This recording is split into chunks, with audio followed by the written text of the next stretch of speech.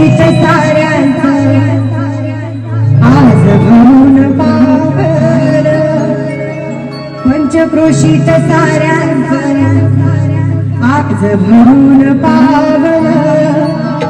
माझ्या स्वामी समर्थाने मला माणूस बनवलं।